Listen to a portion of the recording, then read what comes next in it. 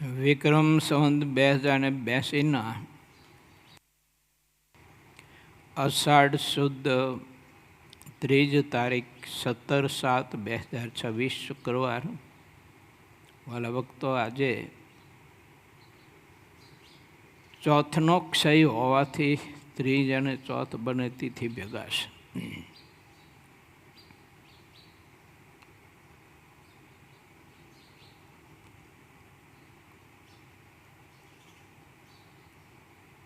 સત્ય ને અસત્ય. મહારાજે એવું કહે છે કે વાણીમાંથી, વર્તનમાંથી, આચરણમાંથી દેખાઈ આવે છે.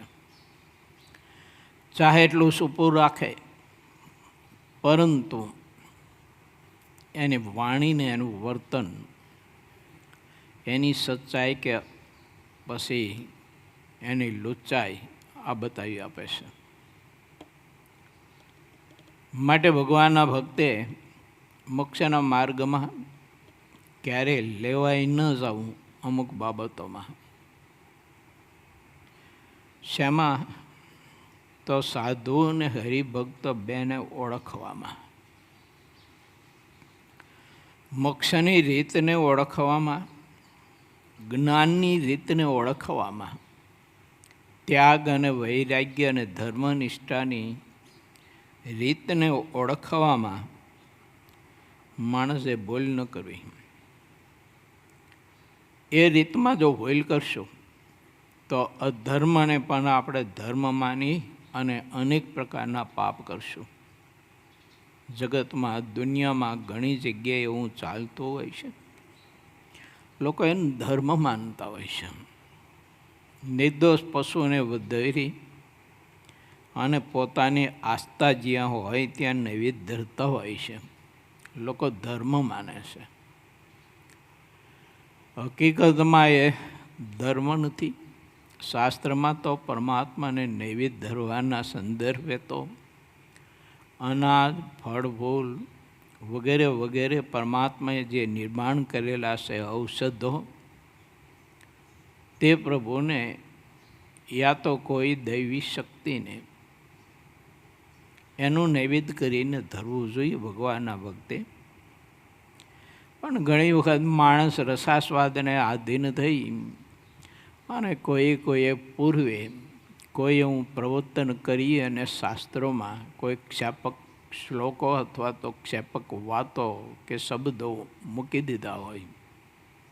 પરંપરા બધી ચાલતી હોય, પાછળથી લોકોને ખબર નથી. માટે ધર્મનું પણ સત્ય જાણવું, વૈરાગ્યનું પણ સત્ય જાણવું, ત્યાગ, આત્મનિષ્ઠા, ભક્તિ, માણસ ત્યાગીગ્રસ્ત બાયો ભાઈઓ, એનું પણ સત્ય જાણવા માટે ભગવાનના ભક્તે પરમાત્માએ આપેલા બુદ્ધિયોગનો ઉપયોગ કરી, ન હોય તો વિવેક શીખીને પણ તે બધું જાણવું જરૂરી છે. નહીતર ઘણીવાર વ્યસનોના કેફમાં શરીરની શુદ્ધ બુદ્ધ જ્યારે વિસરાઈ ગઈ હોય એને લોકો સમાધિ માનતા હોય છે, યા તો તેને ત્યાગ અને બ્રહ્મમસ્તી માનતા હોય છે. પણ જેને બ્રહ્મમસ્તીનું દર્શન કરવું હોય એને ભાગવતજીના 10મા સ્કંધમાં જરાક ડોક્યું કરવું, સત્સંગી જીવનમાં ડોક્યું કરવું, ઇતર એવા પરમાત્માના ચરિત્રોથી લખાયેલા ગ્રંથો એને વાંચવા, વિચારવા કે બ્રહ્મસ્થિતિ કેવી હોઈ શકે. ગોપીઓની બ્રહ્મસ્થિતિ લખાણી છે. અભલ પરિવારને 5 પરમહંસો અને અસંખ્યાત એવા સંત હરિભક્તો અને બહેનોની બ્રહ્મસ્થિતિની વાતો આપણા ગ્રંથમાં લખાણી છે. એ બધા જ એવી બ્રહ્મસ્થિતિને પામેલા મહાપુરુષો હતા જેને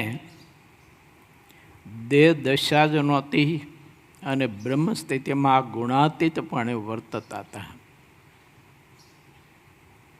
ત્યારે ભાગવતજીમાં ગોપીઓ આવી સ્થિતિને પામી હતી એ બધું લખાણું છે, પણ ક્યાંય ગોપીઓએ જીવ હિંસા કરીને ભગવાનને નૈવેદ્ય ધર્યું હોય એવું ભગવાન વ્યાસજીની કલમે લખ્યું નથી. તો શ્રીજી મહારાજનો અને ઇતર મહાપુરુષોનો મત છે કે ભગવાન વ્યાસજીની કલમે લખાયેલા ગ્રંથો એના આધારે માણસે પરમાત્માની ભક્તિ કરી અને પ્રભુની ઉપાસના દૃઢ કરી મોક્ષ સિદ્ધ કરવો જોઈએ.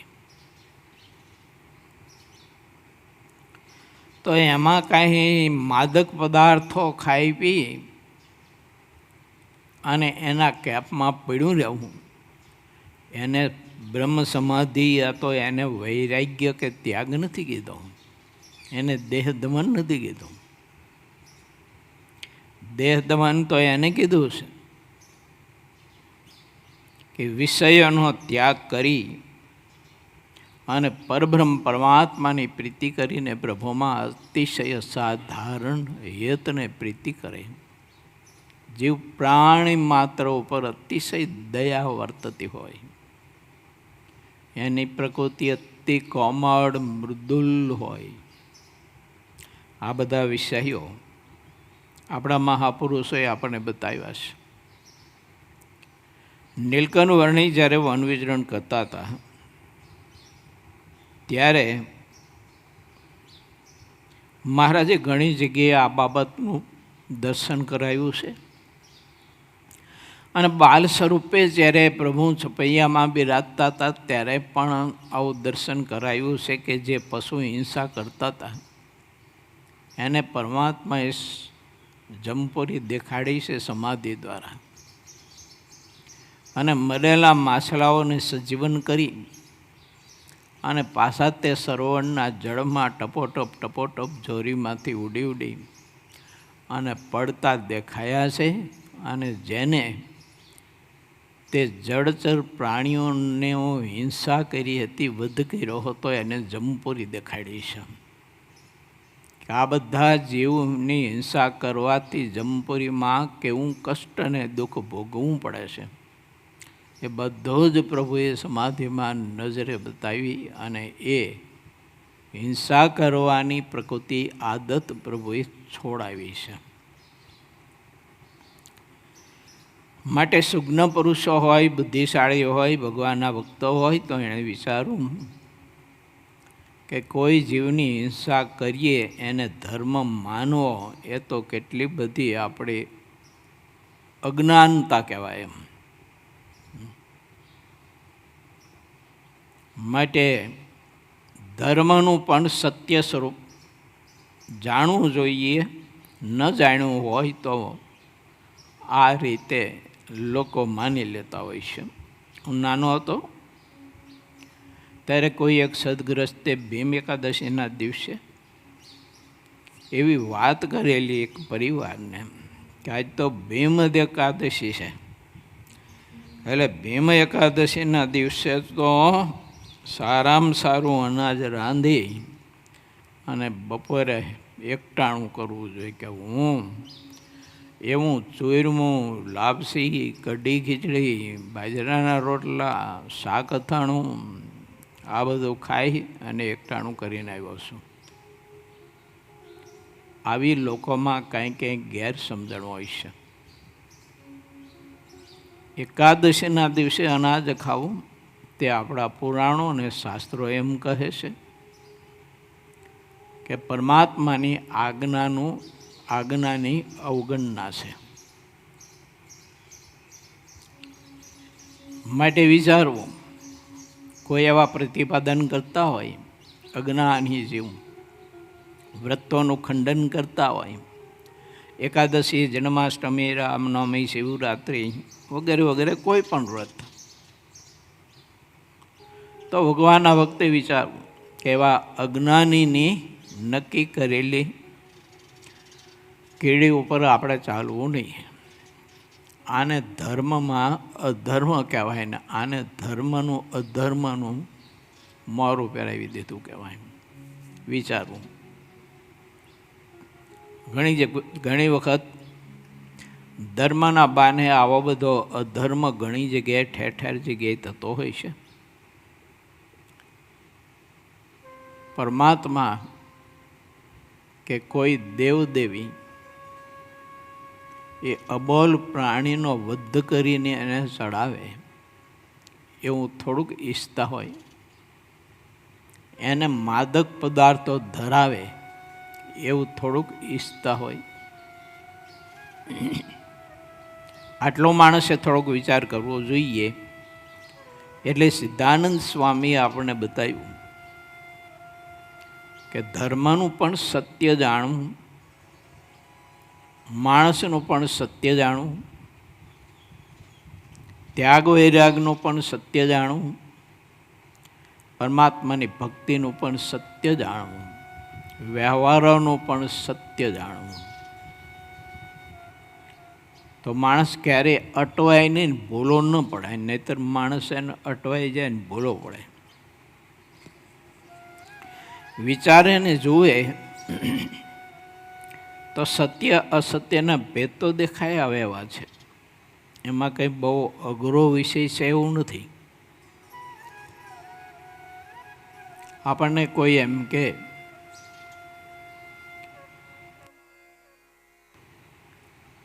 તમે દારૂ પીવો, તમે અફણી લો, તમે ગાંજો લ્યો, તમે બિસ્ટોલ પીવો, તમે કેરોસીન પીવો, તમે પેટ્રોલ પીવો, તમે ડીઝલ પીવો, તમે એરંડિયું પીવો, તમે ઝેર પીવો, તો ખબર પડે કે ન પડે આપણને એટલી કે આ તો માનવ અખાદ્ય પદાર્થ છે. અબુદ્ધમાં અબુદ્ધ જીવ હોય ને એની ખબર પડે કે પેટ્રોલ પીવાય નહીં, ડીઝલ પીવાય નહીં. એરંડિયું તો વળી કદાચ વૈદ્ય આપણને કોઈ દર્દ એવું થયું હોય અને બતાવ્યું હોય તો એ વૈદ્ય બતાવેલું હોય એ માત્રમાં લેવાય.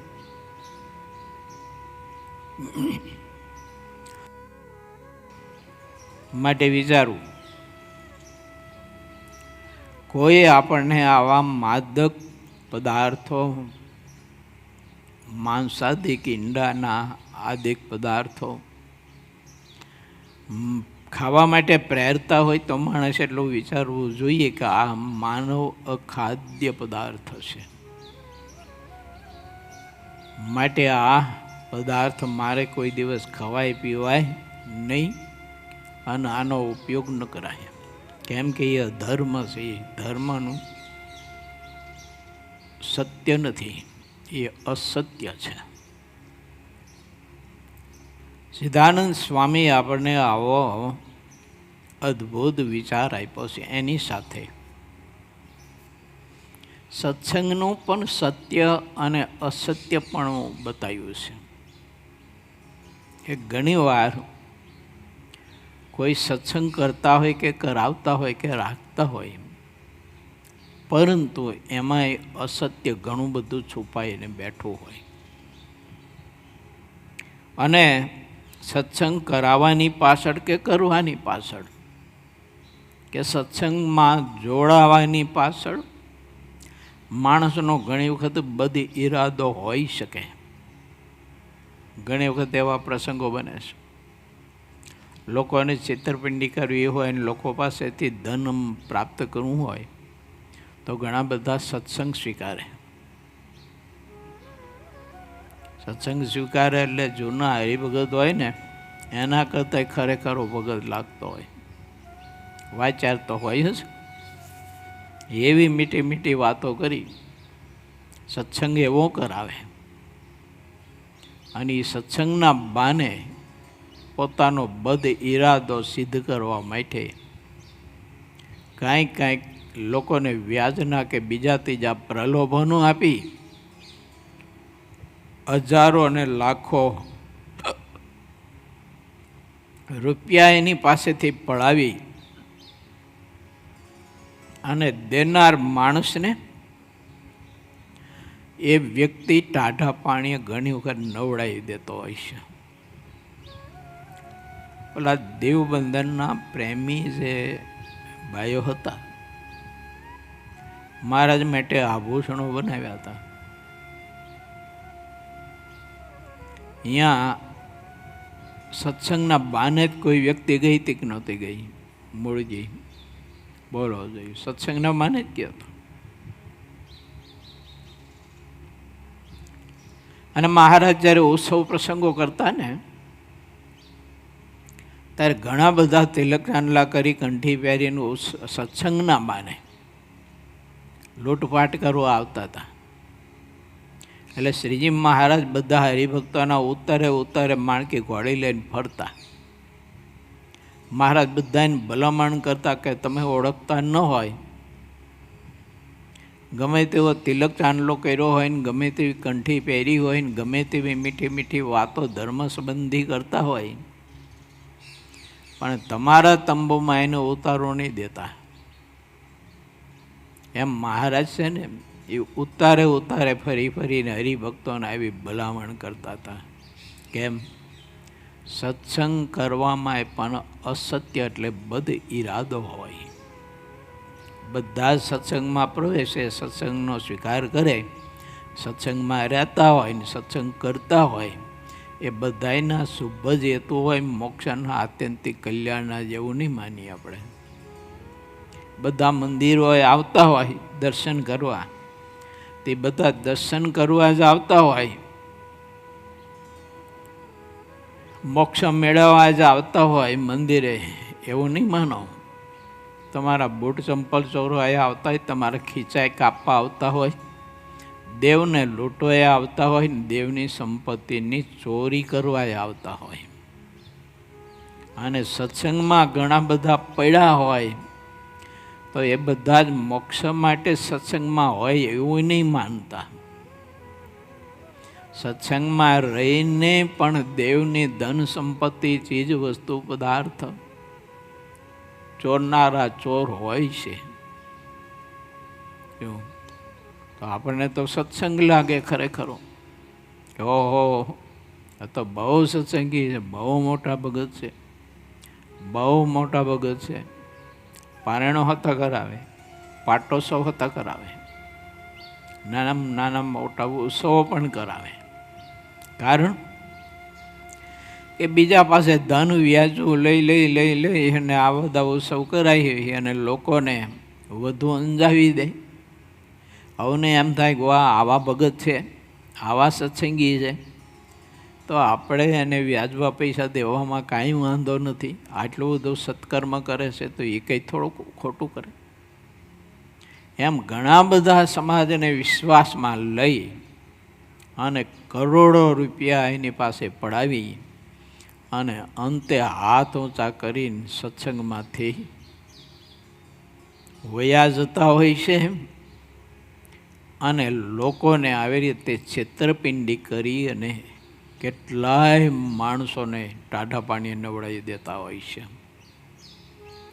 એટલે સત્સંગ બધા કરતા હોય, સત્સંગ સ્વીકારતા હોય, મંદિરે આવતા હોય, મંદિરમાં સેવા કરતા હોય, આવતા હોય સેવા કરતા હોય, તો બધા સેવા કરતા હોય એનો કંઈ ઈરાદો કંઈ સારો હોય એવું નહીં માની લો. સેવાના બાને ચોરી કરવાનો આશય હોય એનો. જો કોઠારમાં સેવા કરતા હોય, મંદિરમાં સેવા કરતા હોય, બીજી ત્રીજી જાયગામાં સેવા કરતા હોય, ભંડારમાં સેવા કરતા હોય, બીજા નાના મોટા જે કંઈ દેવદેવીઓ હોય તો તે વિભાગમાં સેવા કરતા હોય, આવું બધું હોય. પણ ઈરાદો એનો સત્સંગ કરવાનો મોક્ષનો હોય કે ન હોય, આ બધું વિચારવું, જોવું, આપણે જાણવું. સત્સંગમાં તે બધું જણાય આવે, ન જણાય આવે એવું નથી કંઈ. એવું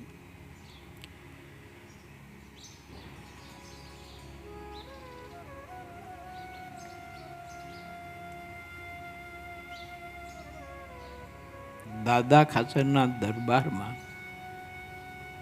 એક ડોશીમાં કચરા પોતરા વાળવા ચોડવાની સેવા કરતા હતા. એવો પ્રસંગ લખાયો હશે જો. અને એને દાદા ખાચરના ઓરડામાં સોનાના હારની ચોરી કરી. પછી મહારાજને ખબર પડી. મહારાજે દાદા ખાચરને કહ્યું કે તારી તલવાર લઈને જા, એનું માથું કાપી નાખ. અહીંયા ચોરી કરી થોડુંક ચાલે. આ પ્રસંગો આપણે બધા જાણીએ છીએ. બીકને મારી ડોશીમાં સ્વામિનારાયણ ભજન કરવા માંડી એટલે દાદા ખાચરનું દિલ કોમળ થઈ ગયું. એ બધો ઇતિહાસ આપણે જાણીએ છીએ. એટલે સિદ્ધાનંદ સ્વામી એમ કહે છે કે સત્સંગનું પણ સત્ય જાણજો કે આ સત્સંગમાં જોડાયો છે, પણ એનો ઈરાદો શું છે, એનો આશય શું છે. પછી એનો સંગ આશય ઈરાદો તપાસીને સત્સંગ કરજો, હેત કરજો, પ્રીતિ કરજો, વિશ્વાસ કરજો, એની સાથે સ્નેહ જોડજો. આ વિચાર્યા વિના જો આપણે હેતને પ્રીતિ કરીને બહુ સ્નેહ થઈ ગયો, કાંઈક સારું ખાચું ખોટું મીઠું મીઠું બોલી ધન સંપત્તિની વ્યાજનું વધુ તમને પ્રલોભન આપી અને તમારી પાસેથી પૈસા લઈ લઈને અંતે તમને દુઃખી કરશે અને નવડાવી દેશે. સત્સંગ કંઈ મોક્ષ માટે જ બધા કરતા હોય, એનું મંદિર મોક્ષ માટે જ જતા હોય એવું ના હોય.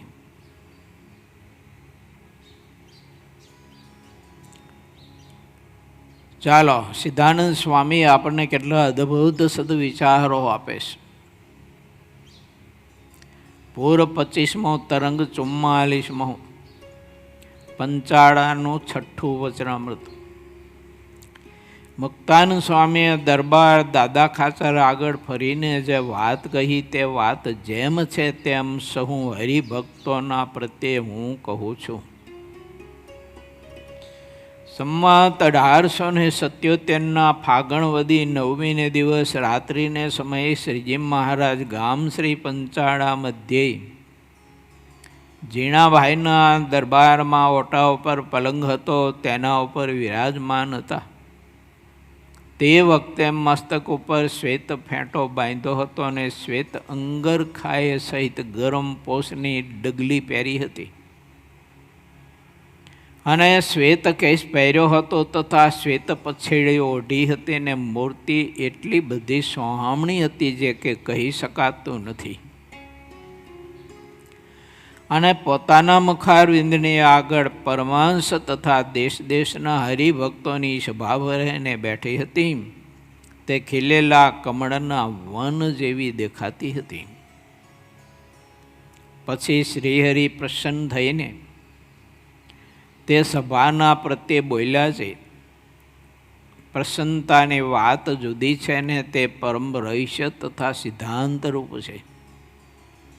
ભગવાન પુરુષોત્તમ નારાયણ જેના હૃદય કમળમાં વેશ્યા હોય છે તે જ્યારે મુખથી વચન બોલે છે ત્યારે જેટલા સત્શાસ્ત્ર છે તેનું અલૌકિક પરમ રહસ્ય તેમાં આવી જતું હોય છે.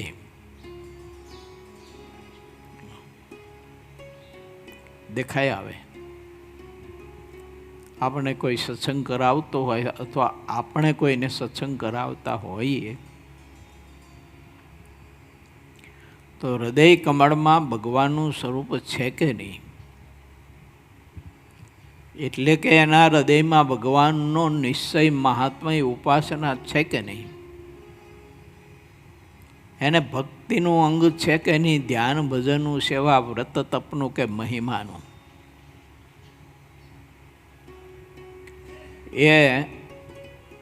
એની પાસેથી વાત સાંભળવાથી જેવું હોય ને એવું જણાઈ આવે ખરું. માટે વિચારવું ભગવાનના ભક્તોએ, અને જેના હૃદયની શુદ્ધિ હોય, ચિત્ત શુદ્ધિ હોય, હંમેશા એનો સમાગમ કરો. ત્યાગી હોય તે ભલે, ગ્રસ્ત હોય તો પણ ભલે, પણ ચિત્ત શુદ્ધિ ન હોય અને ચિત્તમાં કાંઈ આશયો જુદા હોય તો મહારાજ કહે કે સત્સંગ કરવો નહીં. શા માટે? તો કે આ બધું સતશાસ્ત્ર થકી સમજાઈ જાય છે, માટે શાસ્ત્રોનો અભ્યાસ જરૂરી છે. જો શાસ્ત્રોનો અભ્યાસ ન હોય તો સાધુ અસાધુ, ભક્ત અભક્ત, દંભી કપટી, સત્ય અસત્ય આ કાંઈ સમજવામાં નથી આવતું. અને એટલે જ ભગવાન સ્વામિનારાયણના આપણા પરમહંસોએ ઇતર આગળ ભગવાનના કંઈક અનંત અવતારો થઈ ગયા. તે અવતારો વખતમાં પણ કંઈક અવતારના મુક્તો થઈ ગયા. એ બધા જ મહાપુરુષોએ અને અવતારોએ શાસ્ત્રનો અભ્યાસ કરવો, ભણવા, શાસ્ત્ર વાંચવા, સાંભળવા એનો બહુ આગ્રહ રાખ્યો છે. ભાગવતમાં જુઓ, ભગવાન વ્યાસજીની કલમે લખાયું છે 88,000 ઋષિમુનિઓ ભગવત કથા શ્રવણ અખંડ કરે છે. 88,000 ઋષિમુનિઓ, કે જે ઋષિમુનિઓ કેવા સમર્થ, પૃથ્વીનું, સમુદ્રના જળનો, ગંગાના જળના પ્રવાહનો જો સંકોચ કરવો હોય તો કરી શકે એવું સામર્થ્ય. આકાશમાં ઉડ્ડયન કરવું હોય તો આકાશમાં ઉડી શકે. કોઈના અંતરમાં પ્રવેશ કરવો હોય તો કોઈના અંતરમાં પ્રવેશ કરી શકે. કાંઈક એનામાં સામર્થ્ય, તેમ છતાંય ભગવત કથા, વાર્તા, સંત સમાગમ, શાસ્ત્ર શ્રવણ 88,000 ઋષિમુનિઓ અવિરત અખંડ કરે છે.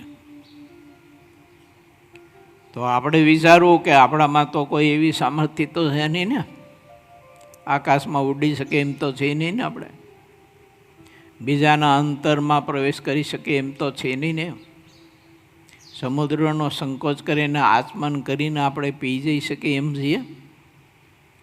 જનુ ઋષિને જેમ ગંગાના પ્રવાહને પોતાની હથેળીમાં લઈ અને આચમન કરી જઈએ એમ છીએ આપણે. જેણે કરીને આપણે શાસ્ત્રો ભણતા નથી, વાંચતા નથી, શીખતા નથી, સાંભળતા નથી. કેટલી આપણી આળસ, અજ્ઞાનતા.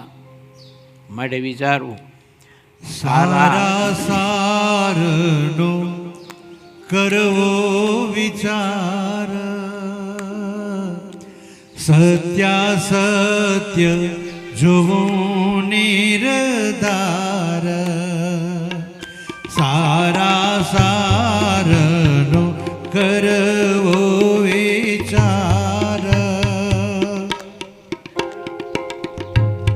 સત્યાસત્ય જોવું નિર્ધાર.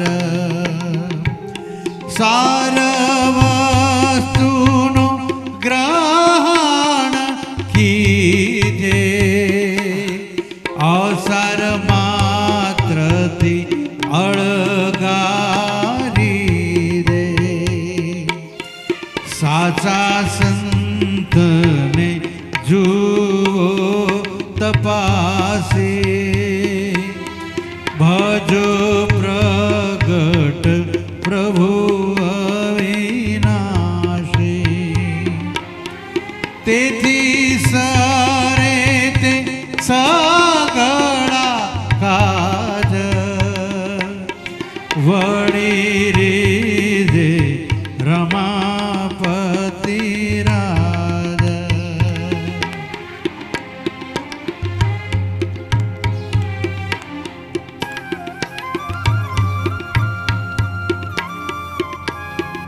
આ શાસ્ત્રોમાં કેવું સત્ય અરીસાની જેમ બતાવ્યું છે ને. પરમાત્માને તમારે રીઝવવા હોય, મેળવવા હોય તો સત્ય અસત્યના ભેદ સમજજો, શાસ્ત્ર વાંચજો, ભણજો, સંત સમાગમ કરજો. બહુ અદ્ભુત વિચાર છે. જૂઠા સંત ફરે જગમાય, વેશ સાધુનો ધારી સદાય, તે તો દેખાય ઉપર સારા, પણ ભીતર ભાવ નઠારા. બગહંસ તે સરખા જણાય, પણ આહાર કરે ઓળખાય. માટે સાચા જોઈ કરો સંગ, અંતકાળે રહે ભાઈ રંગ. માટે સાચા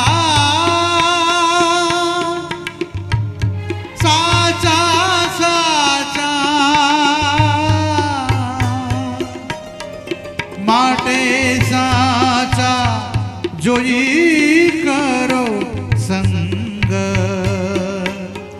અંતકાળે રહે ભાઈ રંગ. અંતકાળે રહી જાય રંગ.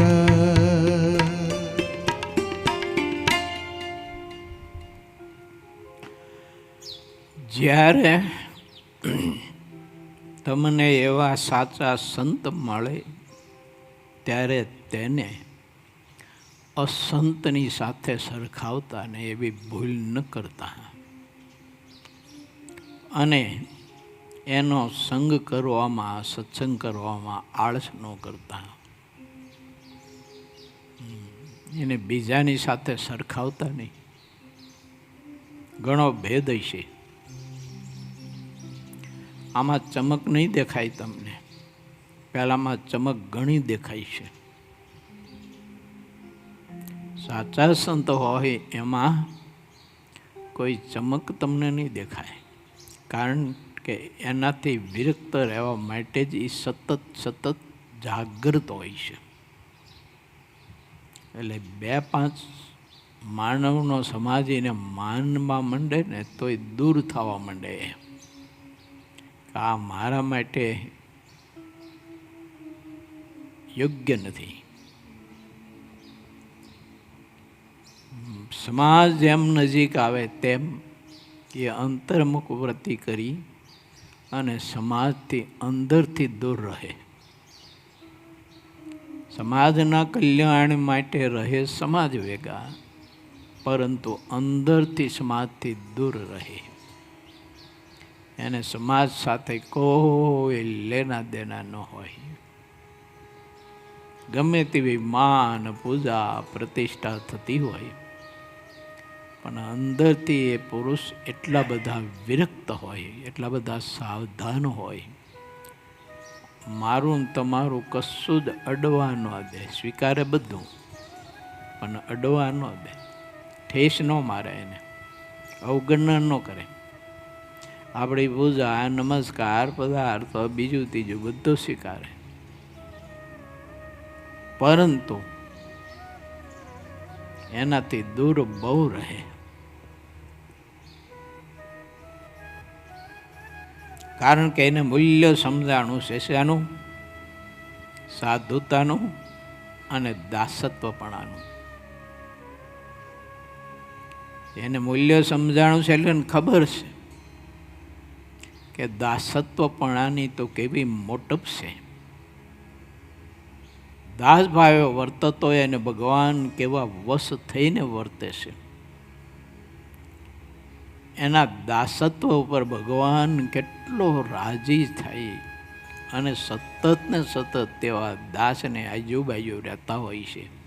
એ દાસત્વપણાની મોટપ એને જાણી છે, એટલે એને સતત ને સતત બીક હોય ને, સાવધાન હોય કે આ દાસત્વપણું કદાચ આ પૂજા, પ્રતિષ્ઠા, પ્રશંસા, વખાણ વગેરે વગેરે જે કંઈ ગણાતો હોય તે લૂંટી તો નહીં લે ને. અને દાસત્વ પણ જો લૂંટાઈ ગયું તો પાછળ રહ્યું શું? માટે સિદ્ધાનંદ સ્વામી એવું લખે છે, પિંડ તથા બ્રહ્માંડ સ્વપ્ન દેખાય ત્યારે સત્સંગ થયો છે એમ માનજો.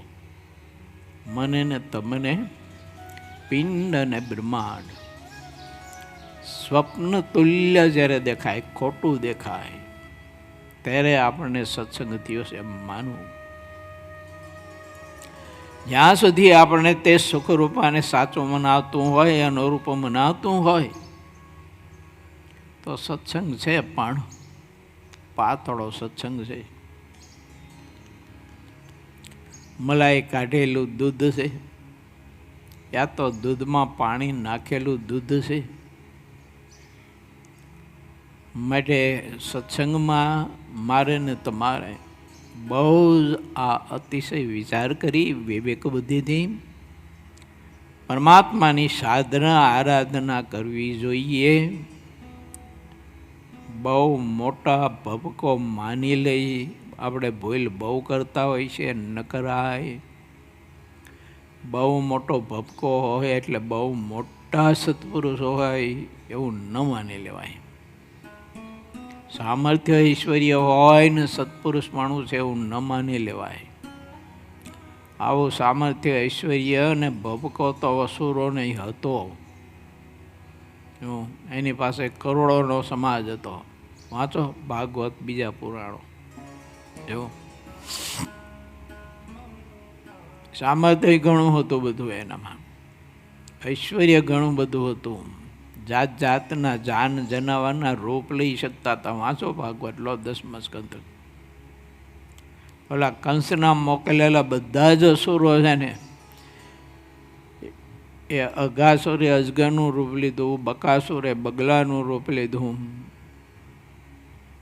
વસાસુરે વાસડાનું રૂપ લીધું, ઓલી પૂતનાએ સમડીનું રૂપ લીધું.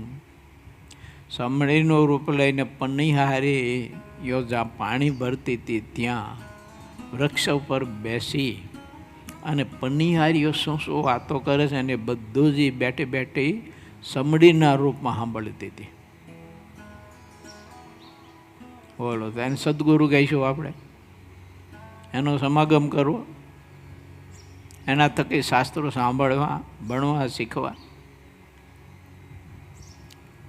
અને બહેનો બધી વાતો કરતી, પાણી ભરવા જતી તે એકાદી બીજી હેમ બેન સાંભળ્યું જોયું શું? તો કે જો ને નંદ યશોદા અને ભગવાને કેવો ગુલાબના ગોટા જેવો બાળક આપ્યો છે, કેવો રળિયામણો બાળક છે. કોઈ કે રળિયામણ તો છે જ, રૂપાળો છે, પણ કેટલો તેજસ્વી છે. વળી કોઈ બેન કહે કે તેજસ્વી તો છે પણ કેટલો પ્રતાપી છે. કે હા, કે અમે સાંભળ્યું છે કે નંદ યશોદાને એને દર્શન આપ્યા હતા ત્યારે ચતુર્ભુજ રૂપે દર્શન આપ્યા હતા. આવી બધી તરે તરેની ભગવાનના મહિમાની વાતો કરતી હતી ને તે બધી જ ઓલી પોતને સાંભળતી હતી સમડીના રૂપમાં.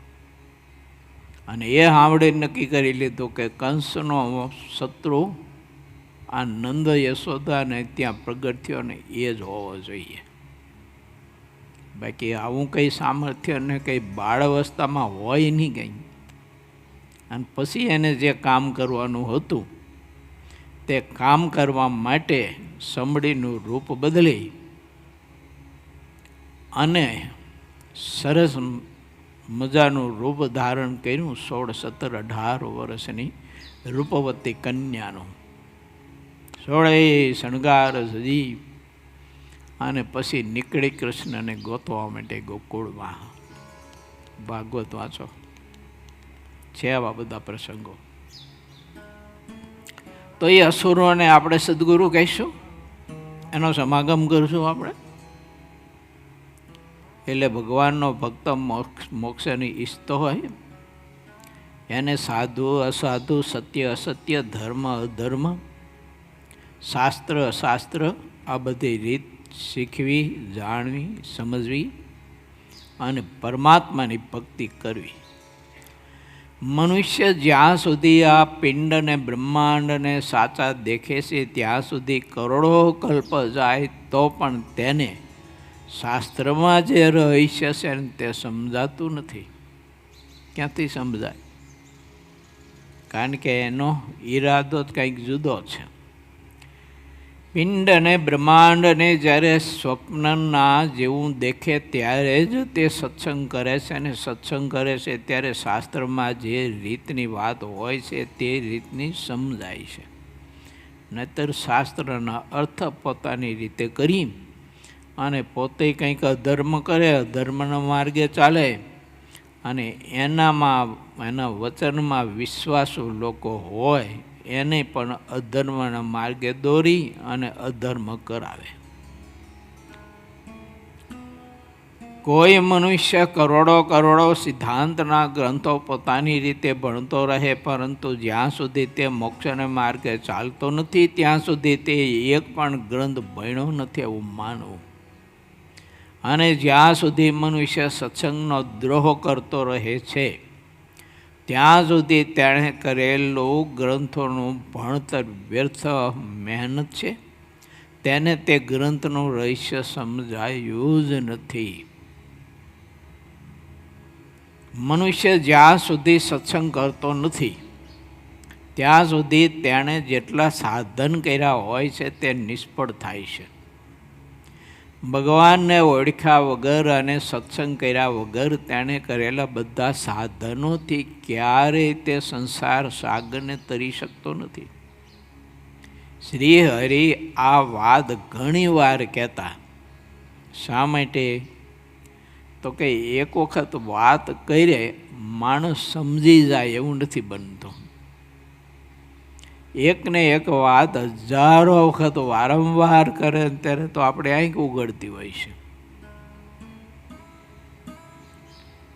નહીતર તો સત્સંગમાં આપણે સમજણા થયા હોય ત્યાંથી કથા વાર્તા બીજું ત્રીજું કરતા આવ્યા હોય, સાંભળતા આવ્યા હોય, પણ તોય ખબર નહીં હવે સત્ય અસત્યમાં કંઈ જીવને ગમ હોતી નથી. એટલે મહારાજ આવી બધી વાતો વારંવાર કરતા. અમે ઘણી વાર વિચાર કર્યો છે અને બધા શાસ્ત્રોને કેટલાક વર્ષો સુધી ફરીને સાંભળ્યા છે. તેમાંથી જે રહસ્ય અમને જાણવા મળ્યું છે તે કહું છું. ભગવાન, સત્શાસ્ત્ર, નિર્દોષ સત્સંગનો એક જ મત છે, એક જ સમજણ છે. તેમાં તે ત્રણેયનું એક જ તાન દેખાય છે. વળી પહેલાં જે અનેક મોટા થઈ ગયા છે તેમનો તથા કપિલ, દત્તાત્રેય અને જળભરત તેમનો પણ એ જ સિદ્ધાંત છે. અધર્મવંશી આચાર્યના દૂષણો.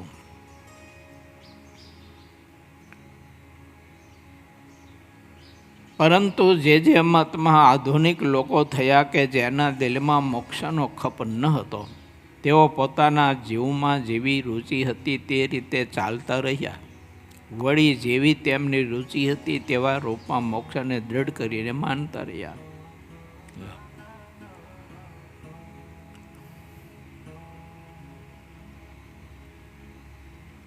અધર્મના માર્ગે અને અધર્મના વિચારોને અધર્મરૂપી સત્સંગના એ પોતે વરિષ્ઠ આચાર્ય એટલે કે ઉપદેષ્ટા અને સંવાહક થઈને બેઠા હોય અને ઘણો બધો જ અધર્મ કરતા હોય છે અને અધર્મ આચરાવતા હોય છે અને અધર્મ આચરનારો સમાજ એને ધર્મ માનીને હોંશે તે આચરણ કરતો હોય છે. માટે વિચારવું. પરંતુ જે મતમાં આધુનિક લોકો થયા કે જેના દિલમાં મોક્ષનો ખપ ન હતો, તેઓ પોતાના જીવમાં જેવી રુચિ હતી તે રીતે ચાલતા રહ્યા અને વળી જેવી તેમની રુચિ હતી તેવા રૂપમાં મોક્ષને દૃઢ કરીને માનતા રહ્યા. મગનીરામ પાસે કેટલો સમાજ હતો? આચાર્ય હતો તે. જો મગનીરામ જો 400, 450, 500 જેવો તો ત્યાગી સમાજ લઈને ફરતો ત્યાં. ગ્રસ્ત સમાજ પણ ઘણો બધો એને વસવર્તતો હતો. એ બધાયનો આચાર્ય થઈ અને અધર્મ કરતો હતો. એ તો ભગવાન સ્વામિનારાયણ પાસે માંગરોળ આવ્યો અને ત્યારે મગ્નિરામને પોતાને ખબર પડી કે લા હું તો અધર્મનો આચાર્ય થઈને અધર્મ આચરું છું અને બીજાને કંઈક ને અધર્મના માર્ગે દોરી જઉં છું. જો મદિરા ભાંગ પીવે, અધર્મ કરે, કાંઈક બધા રસાસ્વાદ માટે માણસ પાપ કરે, આવું બધું કેટલું કરતો હતો. શ્રીજી મહારાજે સત્ય અસત્યનો ભેદ સમજાયો. આવી બહુ કથા. પછી વન વિચરણ વખતે ઓલો વિવેક એ આચાર્ય હતો, વિવેક. અને જે કંઈ વટે માર્ગો કે તીર્થવાસીઓ આવે તો એને તાંત્રિક જંત્ર મંત્રથી, મલિન જંત્ર મંત્રથી ભય બતાવીને વશ કરી પોતાના શિષ્યો રાખીને લૂંટતો. એને ઘણો બધો અધર્મ કરતો. નીલકંઠવર્ણી ઉપર જ્યારે પ્રયોગ કર્યા અને નિષ્ફળ ગયો ત્યારે પ્રભુએ કૃપા દ્રષ્ટિ કરી એને અધર્મ છોડાવીને કહ્યું, વિવેક, આટલા ઊંચ કુળમાં જન્મ પામ્યા પછી આવા પાપને આવો ધંધો, હજારો લોકોને અધર્મના માર્ગે પ્રવર્તાવીને એટલો બધો અધર્મ આચરીને તું ક્યાં જઈશ? ભલા માણસ તને નરક નહીં હંગરે, અહીંયા તો દેખાતું નથી, પણ નરકમાં તને બહુ જ માર પડશે. યમદૂતો છોડશે નહીં. પણ ઓલું અભિમાન હોય ને, સમજાતું નહોતું. નીલકંઠવર્ણીએ સમાધિમાં પછી એને જમપુરીમાં મોકલો. આવી બધી કથાઓ બહુ છે. ભાગવતજીમાં કથા આવે છે એવી. એક મિથ્યા વસુદેવ પૌંડ્રક કરીને હતો. એ પણ આવી રીતે આચાર્ય થઈને ફરતો હતો ને અધર્મ પ્રવર્તાવતો હતો. અને ભગવાન કૃષ્ણને મિથ્યા વસુદેવ કહેતો હતો. આવી નિંદા કરતો હતો પ્રભુની. સમાજને બધાને ઉલ્લુ બનાવતો હતો. એટલે સિદ્ધાનંદ સ્વામી લખે છે કે અધર્મ વંશનું ચલણ પ્રવર્તન ચાલતું હોય ત્યાં તે લોભજન્ય અધર્મને કારણે ધર્મ વંશ નામ માત્ર રહ્યા હોય છે. કેમ જે ત્યાંથી ધર્મ વંશનો લોભ ચાલ્યો જાય છે. ખરેખર મોક્ષના ખપરૂપી જે મોક્ષનો લોભ હોય તે લોભ કહેવાતો નથી, પણ જે અજ્ઞાની છે તે મોક્ષનો લાભ અને ધનાધિકનો લાભ તે બંનેને એક સમજે છે. તે ભક્ત રાખેલા મોક્ષના લોભમાં ધર્મવંશનું ચલણ અવશ્ય રહે છે. લો, મોક્ષનો લોભ રહ્યો હોય એમ, એટલે ઓલો જે બતાવે ને બધી જ રીતને મોક્ષ જ માની લે માણસ. અધર્મવંશી લોભ અને મોક્ષનો લોભ તે બંનેમાં રાત દિવસ જેટલો ફરક છે. અધર્મવંશનો લોભ જેમાં નિવાસ કરીને રહેતો હોય તેવા જે અધર્મવંશના મુખ્ય આચાર્યો હોય છે તેમાં આવો દોષ હોય છે. તેઓ વ્યભિચાર કરવામાં પ્રભુતા માને છે, ચોરીના નિષેધની વાત ક્યારેય કરતા નથી, દારૂ અને માંસમાં ક્યારેય દોષ માનતા નથી. ધર્મશાસ્ત્ર તો તે સિવાયના બીજા પણ કેટલાક ભાતપાતના દોષોને બતાવે છે, પણ તેની ક્યારેય તે વાત કરતા નથી. જેટલા અજ્ઞાની લોકો છે તેઓ જ્યાં કોઈ જાતની પરહેજ અર્થાત પવિત્રતા કે સંયમ નિયમ ન હોય તેવા દેવસ્થાનોમાં, તેવા ગુરુઓની પાસે અને તેવા તીર્થમાં કરોડોની સંખ્યામાં સમયે સમયે દોડતા રહે છે. વળી જ્યાં કોઈ જાતની પરહેજ ન હોય ત્યાં જવું તેને જ મોટી યાત્રા માને છે. કેમ કે ત્યાં ધર્મ પાળવો ન જોઈએ ને. ધર્મ પાળવો હોય તો જીવને કઠિન પડે, બધું છોડવું પડે એને વિષય માત્ર. ગમે તેવા સમર્થ હોય પણ તે જે જેવું કર્મ કરે છે તે તેવું ફળ પામે છે, તેમ શાસ્ત્રમાં પ્રસિદ્ધ લખ્યું છે. સત્પુરુષ ને શાસ્ત્રો તે નેત્ર સમાન છે. જેનું જેવું કર્તવ્ય છે તે તેવું શાસ્ત્રમાં લખેલું હોય છે.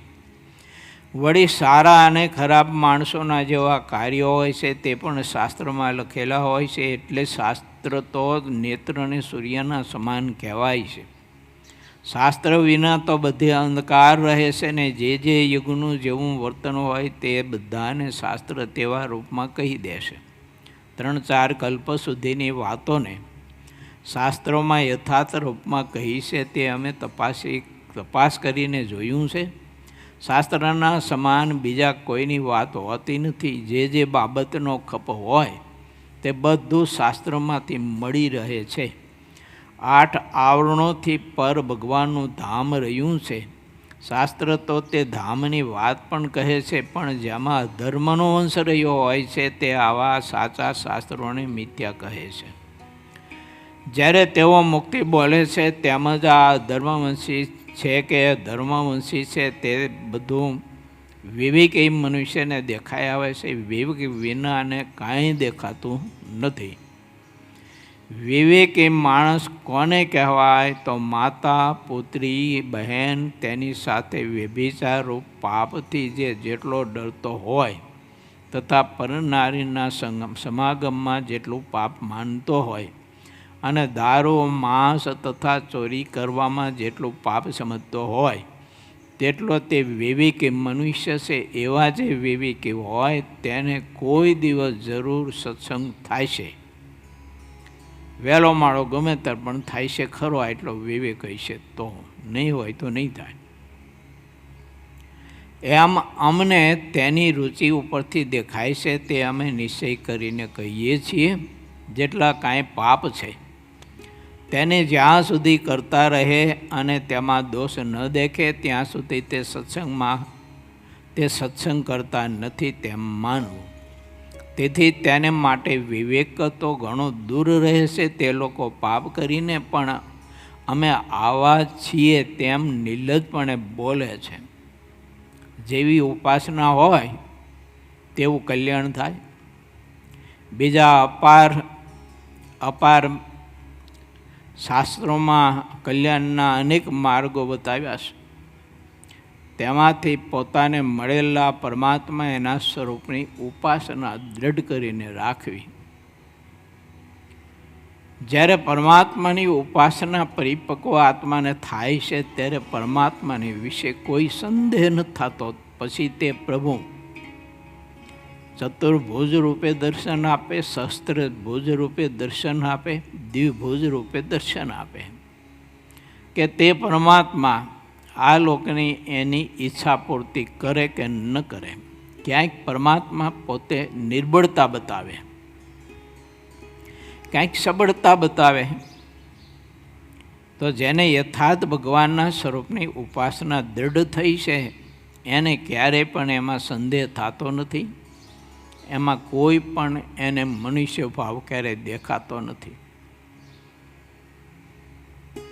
સોનું એવું નામ તો બધાનું એક સરખું છે, પણ જે તોલમાં જેટલું વધારે હોય તેટલું તેનું મૂલ્ય વધારે હોય છે. તે રીતે જ બધા જ મોક્ષના માર્ગો એવા હોય છે. માટે ભગવાનના ભક્તે શાસ્ત્રો ભણી સાંભળી સંત સમાગમ કરી અને સાચી બાબતને હંમેશા જાણવી અને શીખવી અને એ પ્રમાણે વર્તવું. જ્યાં સુધી પરમાત્માની શુદ્ધ ઉપાસના નથી જીવને સમજાતી ત્યાં સુધી જગત, વિષયો અને આ બ્રહ્માંડમાં રહેલું સુખ તે બધું સત્ય મનાય છે. અને એ જ્યાં સુધી સત્ય મનાય છે ત્યાં સુધી એનો મોહ છૂટતો નથી. એટલે જીવ મોક્ષને પામતો નથી. માટે તમે સર્વે જે પરમહંસો અને હરિભક્તો છો તે અમે જે રીતે વાત કરી છે તે રીતે ઉપાસનાની દ્રઢતા ભગવાનની વિશે રાખશો તો કદાચિત ક્યારેક દેશકાળના યોગે કરીને અયોગ્ય ખરાબ વર્તાઈ જશે તો પણ અંતે નિશ્ચિતપણે કલ્યાણ થાય છે. આવી રીતની શ્રીયરે કહેલી વાતને સાંભળીને બધા સંતો તથા હરિભક્તો શ્રીજી મહારાજને હાથ જોડી નમસ્કાર કરી પ્રણામ કરી અને પ્રભુને પ્રાર્થના કરીને કહ્યું કે હે પ્રભુ, અમારા ઉપર એવી કૃપા કરજો કે આ ઉપાસના આપે કહી એવી ઉપાસનાની અમને દૃઢતા થાય અને એવી ઉપાસના કરી અને અમે તમારા ચરણ કમળની સેવાને પામી જઈએ આવી પ્રાર્થના કરી. ઇતિ શ્રી સહજાનંદ સ્વામી શિષ્ય સિદ્ધાનંદ મુનિ વિરચિત શ્રી હરિચરિત્રામૃત સાગરના 25 પંચાળાનું 6ઠું વચરામૃત કહ્યું. એ નામે 44મો તરંગ સમાપ્ત થયો. શ્રીપતિમ સિદ્ધરમ સર્વદેવેશ્વરમ ભક્તિધર્માતુજમ વાસુદેવમ હરે માધવમ કેશવમ શ્રીકામદામ કારણમ સ્વામિનારાયણમ નીલકંઠમ ભજે સહજાનંદ સ્વામી મહારાજ.